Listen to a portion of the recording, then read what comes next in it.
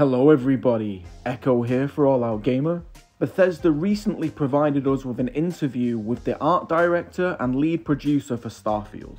And in that video, they provided us with some information for the next update for Starfield coming May 15th. With that in mind, I'm going to break down all of the most interesting parts with some comparisons where necessary. To start out, both of the map interfaces will get a complete makeover. Instead of the basic, and let's be honest, not very helpful dot-based interface we currently have for planet surfaces, we will instead get a 3D view of the planet we're on that will show terrain and points of interest. And for maps within settlements and cities, we will now also get a 3D overhead view of that settlement or city. All of the markers will be shown on this overhead map, including shops, houses, restaurants and the like.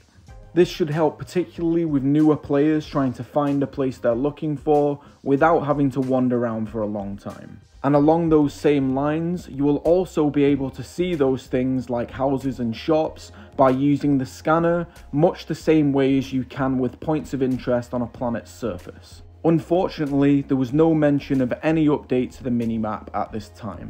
Possibly the most expansive thing that was talked about briefly during the video is the new slider options within the settings menus. Difficulty options will be added for both dogfighting in ships as well as with guns/melee weapons. In each of these areas, you'll be able to choose the incoming and outgoing damage, and this will also affect the amount of XP you get from your fights. Also included within the update will be a cargo access option. This will change the range from which you can recover or store items on your ship.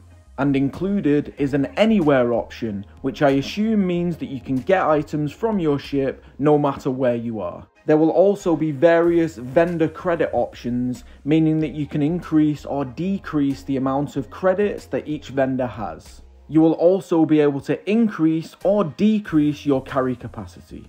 Also included within the options is one to toggle on or off sustenance mode. This seems to suggest that you'll be able to make it so that your character requires food and drink, effectively adding a survival mode to Starfield. And for those that like to add an extra layer of challenge to their game, even above survival mode, there will also be an added difficulty setting. Extreme will be one step above very hard. It is also worth noting that all of these listed options will adjust the amount of XP you get for your encounters and your quests. Next on the agenda, the devs talked to us about new features added to ship customization. New hubs will be added to traders that are completely empty, and you will be able to decorate those hubs in the exact same way as you can with any of your personal settlements and outposts. Any furniture currently available within your homes will be able to be used, and everything you do will be saved for the next time you board your ship.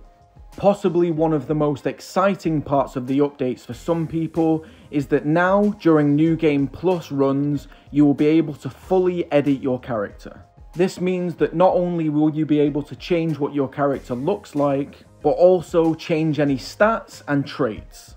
This means that if you have alien DNA and no longer want it, or even the adoring fan, you can now change that with New Game Plus. As well as the feature and content additions, there will also be quality of life updates. This will include the option to toggle off what Bethesda call the dialogue camera. This means that instead of zooming in on an NPC during a conversation, you will instead have a free flow camera like every other part of the game. During the interview, they also gave us a small glimpse at the vehicle they are currently working on for traversing planets, though it's worth noting that this won't be added alongside the update on the 15th of May. Finally, for Xbox Series players, they will be adding two options for visual or performance mode. Performance mode is intended for variable reset rate displays and will make the game run at 60 frames per second as long as you have a high hertz monitor or TV. Visual mode will of course aim for higher graphical fidelity over frame rate.